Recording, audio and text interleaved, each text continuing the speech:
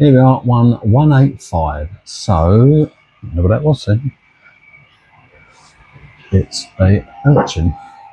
We just feed fish.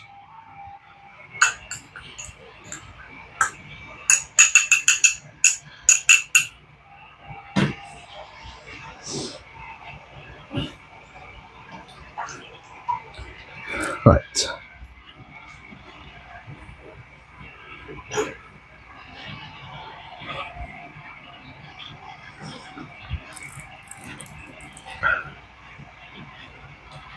Okay, right, hopefully they've settled down a little bit.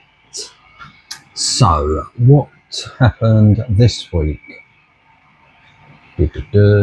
Yeah, so I think the main thing that happened is actually I've got a light out here somewhere according to my Apex. Find that later. Yes, what happened, I went to change the bulbs in the UVs. So I've got two 80 watt D&D UVs at the end of the tank, mounted vertically, and they come off of the pump that supplies the skimmer and the little satellite tank downstairs. So they do the skimmer, the satellite tank, and the UVs, and that's it. And I've got a spare line should I want to connect anything else. So I bought two new bulbs. I replace them every November. They're, reasonably easy. So I've got a gate, I keep pointing behind me. I've got a gate valve which is just before my flow meter, which feeds the two UVs. So I can turn the gate valve off, and then I can undo the top, slide the bulbs out, put new bulbs, slide the bulbs in. So I did the first. So turn the gate valve off, adjust the skimmer because the flow changes obviously. Took the bulb out the first UV, looked pretty clean. Had a look at the quartz sleeve, very clean. So it just pops a new bulb on, put the connection back on the top, job done. Went to the second one, pulled the bulb out, pulled the sleeve out. Quartz sleeve just covered, absolutely covered in like these, the little white spirited worms, which instantly tells me that bulb's not been on, because obviously if the UV's on, you're not going to get anything living really sitting on the quartz sleeve. So I thought, so the bulb's either blown or the ballast is not working. So I pulled the bulb out and cleaned all the quartz sleeve up, put it back, and then I plugged it in, just the bulb outside of the thing, into the ballast, turned it on, nothing, dead. I was like, oh, okay. So then I switched it over to the other bulb that I had, because I bought two obviously bulbs, and it was brand new bulb, didn't come on. So I was like, right, the ballast is kaput. So I was going to just, like I normally would, I was just going to go down the LFS and buy a new D&D ballast, until I think, how much they are before I popped down there.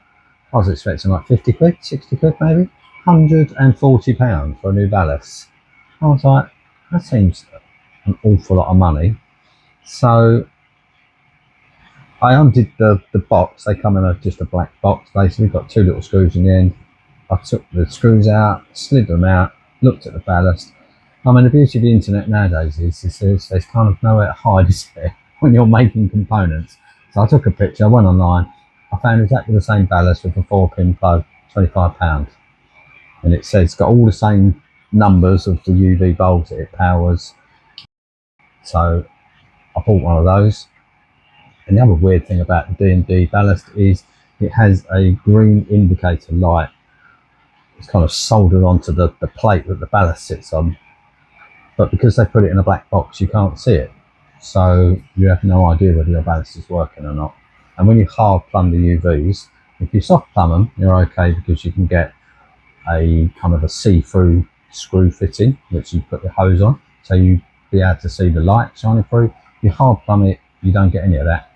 So you have no indication at all whether your UV is working or not. You just switch it on and hope it works. So I decided, when I bought the new ballast, the new one came with a LED wire on, like wires, So it's not fixed to the plate like the other one, of the D&D one. So I just drilled a little hole in the, I've got a picture here, so that's the ballast. So that's the D&D ballast, you can see the little LED fixed to it. That's the new ballast that I bought, and that is the black box that the ballast goes in. So all I did was drilled a little hole and I put that LED there. So now when I turn it on, I know I know it. I don't know if the bulb's working, but the bulbs are pretty good, to be fair. They don't really. Well, I haven't had one break. I haven't had a bulb go at all. So every time I've changed them, the old ones still work. They just lose effectiveness. Yeah, so at least now I know if the ballast is on. So at some point, if the other one goes, I'll change that over too. So, I mean, the take-home message is £140 if I bought it, 25 quid to get a new ballast online. That's a big difference. So, I was really chuffed with myself. So, put it all back together, all working good. All I had to do was put the bulb back in, put the top on, job done. I had the bulb about that much from the top. Look, I mean, they're long, those bulbs, they're probably 3 foot long. Just dropping it down the last little bit, slipped out the fingers. I'm not like, must have dropped 10 mil, and I just heard it go, and I know it wasn't the bulb because they got ceramic ends, you know, pretty tough on the ends, but it just smashed the quartz sleeve. So I was just like, I cannot believe. So I've just made a job which, you know, should technically take 10, not even 10 minutes to change the bulb out, into just a massive pain because I can't get the broken glass out of the bottom of that UV without physically unplumbing it all, taking it all apart basically. So, and that means I had to do what I dread. One of the most dreaded things for me in this fish room is turning my skimmer off, because I've had such bad times that I turn it off and when I turn it back on it doesn't come on. I was like, oh no, I've got to turn it's all powered by the Biz 400. So, well, I've got to do it. I haven't got a choice really. So I turned the pump off. I've had to take all of the plumbing apart from that. I mean, I've got unions, fortunately, so I can take just that UV off separately. And then I've had to take it to the sink, turn it upside down, shake all the glass out. I've had to flush it all through, put it all back, and then hope that when I put it all back together again, one, it doesn't leak, and two, the skimmer comes on. So as you can see, the skimmer's working. So it wasn't, it took me 4 hours basically. So I popped out here to do something else on the spawning tank, and I ended up doing nothing and spent 4 hours redoing all of the UV with the ballast and the bulbs and replumbing and getting broken glass out of the unit.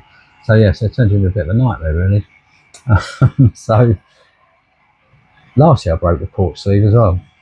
So the other thing is, so I've actually totted up. So if I'd have bought a new, well I did, but if I'd have bought the new bulb, which is £70, the new ballast, which is £140, and then the quartz sleeve that I broke, which I think was £40, those component parts are actually more than if you just go and buy a new UV and you get a bulb in it.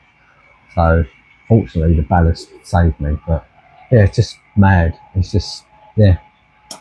So very annoying. It's my own fault, but those quartz sleeves are so delicate. It's just insane, really. I mean, it's a shame they can't just have a sleeve without an end on it, or just have a different end on it. Because the bulb has got, have I got a bulb? I might have thrown them. Oh no, I've got a spare fortunately. No, I've tucked them. Because the bulbs have got like a 25mm ceramic tip on the end of it. So I don't see why it has to have a glass quartz bottom on the sleeve. You think they could just have a sleeve and have a rubber cap on the end? Because it's got a rubber grommet on the top of it, which acts as a seal. I don't understand why you can't have on the bottom as well, rather than glass. Because you've only got to drop that bulb a tiny bit.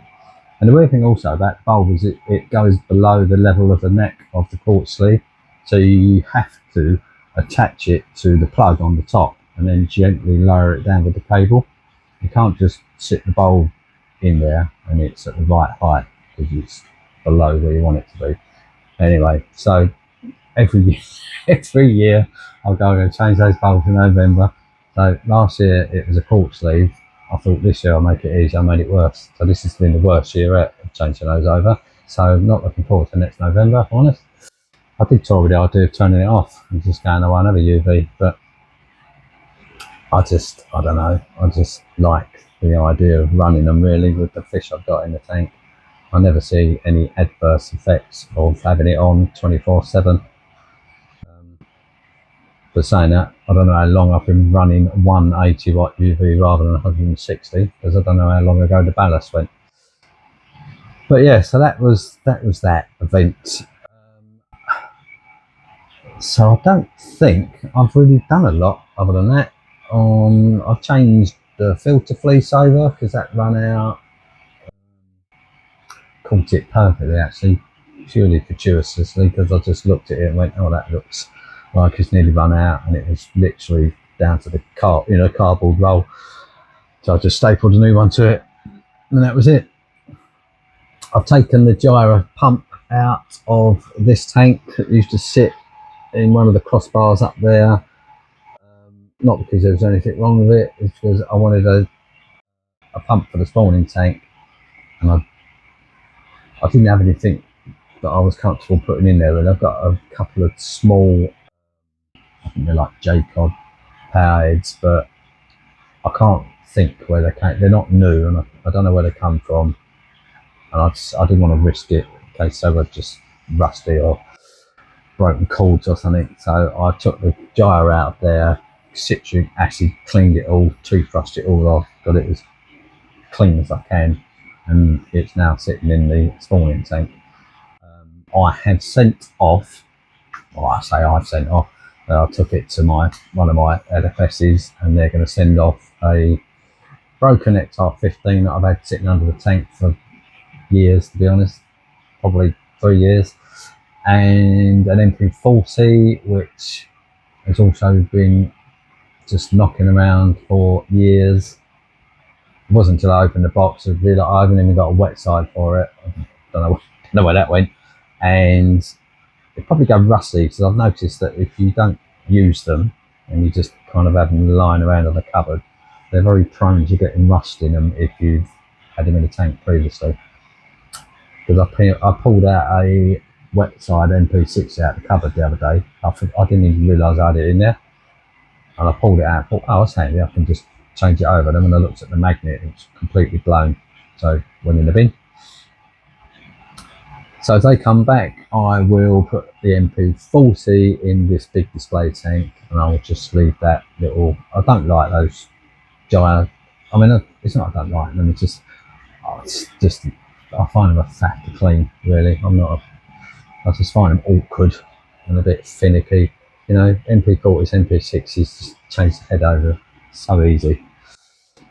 So I'll put another MP40 kind of down that end of the tank somewhere to take over from the guy that was in there.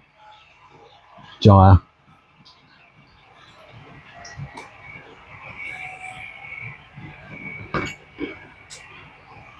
I think. Oh yeah, and the other thing, yeah, I knew there was something else. So when I was doing my UV, my gate valve that I used to control the flow going into the UV, it doesn't work properly. So it's one of those things I want to look in it, because it doesn't chart. There's obviously something. I think it's just badly manufactured, but it doesn't completely stop the flow. So when I turn off to work on the UVs, it doesn't completely it doesn't drip. It's more than a drip. It's just enough to make it a pain, to be honest. It's just if it was drip, I could probably just stuff a load of kitchen roll or a towel under there and it'd be good, but it doesn't. It kind of pours at a slow rate, and that's like with the gate valve, really what technically should be clamped shut. So it's one of those, every November I clamp it off, and then I remember it doesn't shut properly, and I go, I really need to just cut that out and put in a new one. and I didn't put unions either side of it, which I normally do. I normally put unions on every side of every ball valve and gate valve for that very reason. If it messes up, you just want to be able to take it out quick. I don't know why, but I didn't put one on there. And it's, I mean, sod's law, that's the only valve I've got that doesn't work properly, doesn't shut the flow off, so it's a real pain. So what that meant is when I was initially doing the UVs, because it doesn't drain completely, or it doesn't stop the flow completely, there's still some water in the cylinders. Normally it drains enough and fills up slowly enough that I can change the bulbs, put the new bulbs in, do it all before it starts to overflow. But obviously, because it all went peaked on, when I went back to put the cork sleeve in, I lowered it down and all this water just at the top overflowed all down the side of the main body of the UV and went all over the floor. And initially I was like, I'll just mop it up, I'm not really worried about it. You know, it's probably like a good 2 litres of water, you know, like a jug full. But, you know, one of the good things about having a fish room is it's not really bad to spill water everywhere. Unfortunately, I forgot that where that UV is mounted, it's literally over the hole in the floor where all of the drains and the returns all go through to get into the sump room downstairs. And then also on that wall is all my electrics. Now, all the plugs are in waterproof like plug sockets, so I'm not particularly worried about them. But what happened is I've got a switch down there. So I've got an Ethernet cable that comes from my house into the switch, and then it goes off to the apex up here for the spawning and the apex downstairs for this tank.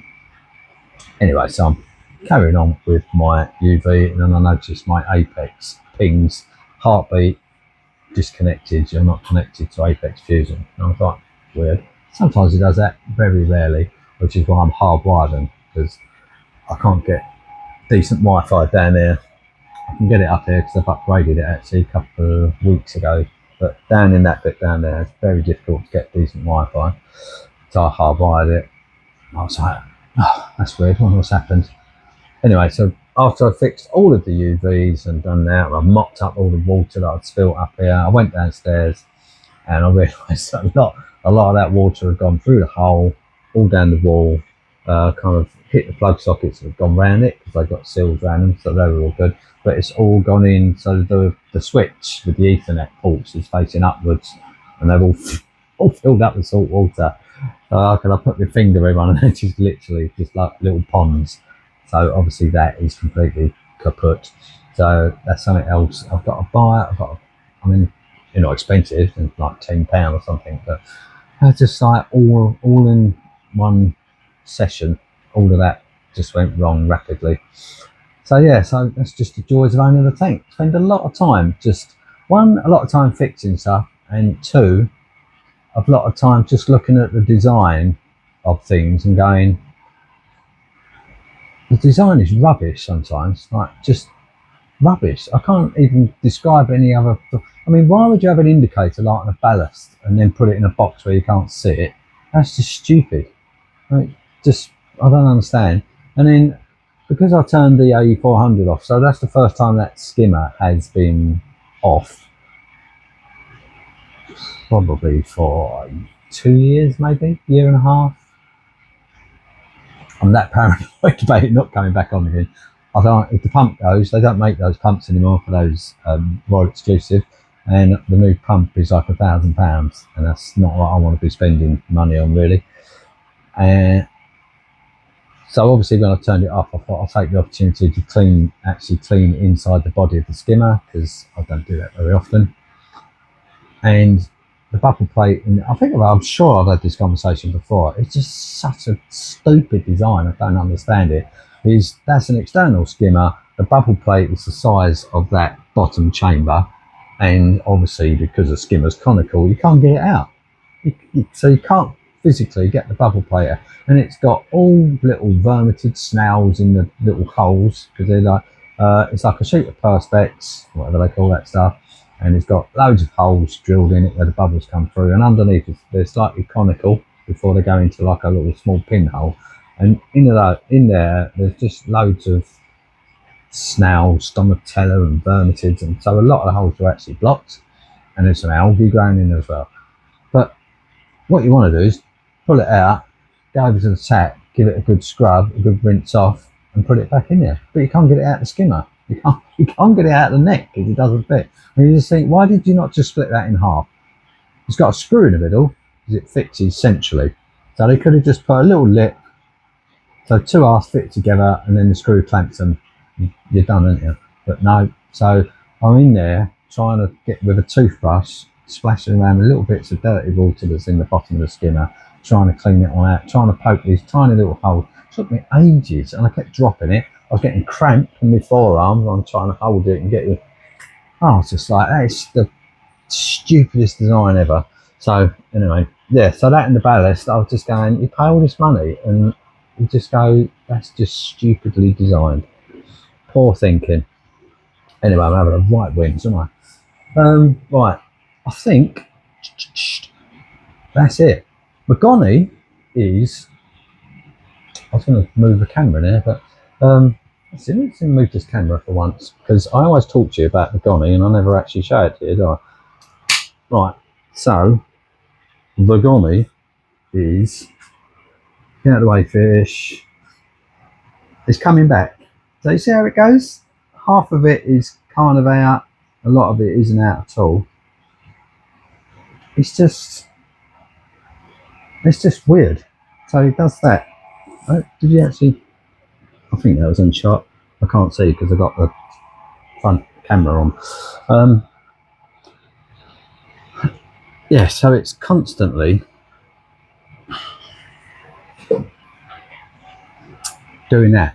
So that what I'm hoping along, that will just all slowly all come out, all the heads come out, and then they get all nice and long, and it'll look lovely. And then one day I'll come in and the whole thing will be bald again, and I just can't work out. I mean, I know the powder blue likes to take chomps out of it every now and then, but I haven't seen him do that physically for ages. But it's just a sort of weird recurring like recession regrowth. It's been doing it for months now. And what's even bizarre is that's half of a colony. So I had that, I split it in two. I don't know if I did that intentionally or I just broke it in half, but whatever happened. I've got one there, I've got another one here. That one never retracted. It's never done that, ever. I mean, that one gets absolutely battered by flow, so it doesn't really look like a Goni, because 90% of it, it's, I don't know how you describe it, they're just not out at all, because the flow is so absolutely brutal off the MP60 that it is slowly growing around the corner, and as it's gone around the corner, those few tentacles on that little bit about an inch long, the rest of it is just like barely above the skeleton, but it's there. I mean, it's grown, it's probably tripled in size since it's been there. It's grown on the rock, so I'd have to smash it to pieces to get it off, so it will grow to an area where it's happier, is my thinking. Yeah, but it's never done that. So, and it's exactly the same colony. So I don't know. I cannot work it out. And as you can see, I've got, well, you can't see because I've taken the camera back, but I've got 1, 2, 3, 4, 5. I've got 6 other Gonis in this tank, which are happy as. It's just that one. And I mean, there's nothing around it that's stinging it, as far as I'm aware. I mean, you know, it's got acros around it, really, turbinarias, but they're not really close enough to be stinging it, and nothing else is playing up. So yeah, one of life's mysteries. So I chopped me chalice, the Hollywood Stunner, back. So I chopped it, kind of unintentional. I just caught it with the magnet scraper on that end of the tank, and like pieces like sort of hand size. I probably took about 4 pieces bigger than my hand off, actually. And I was going to take them down the LSF, so I left them in the bottom there. And I went, oh, I'll take when I go down the LFS next, and then I forgot completely. And I don't know where they are. They're probably shunted down the back of the tank somewhere. So I think the tank's looking all right actually. Yeah, it's kind of skipping along. Everything's like the alk is sitting about 9.2 to 9, and the pH is sitting around, it goes sort of 8 to 8.2. That's the kind of swing. This time of year, I'm happy with that. I'm not going to fight it. And I finally got the calcium up, and it seems to be stable-ish around 410. And my mag, last time I checked, I'm dosing tons of that actually to get that up. I'm dosing 350 ml a day.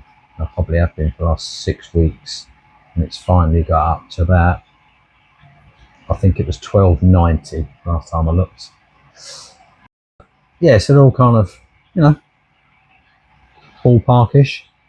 So yeah, I think that's it. So I'm going to do water change in a minute, and I'm going to blast the corals off because I haven't done it. I've missed last week. I normally do that weekly, and that'd be it really.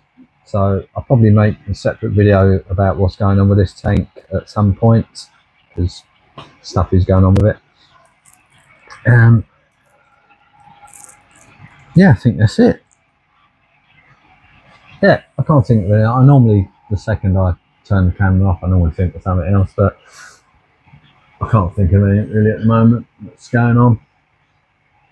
Skimmer looks better actually, cleaning the bubble plate out, as you expect it to really, wouldn't you? It seems to be pulling out a little bit more gunk. And I think the nitrates have sort of settled around 20, 25, somewhere around there. And phosphate still running about 0.1. Tank oil, so it's quite decent at 0.1. Yeah, that's it. Yeah, that's it. Right, I will see you in the next one.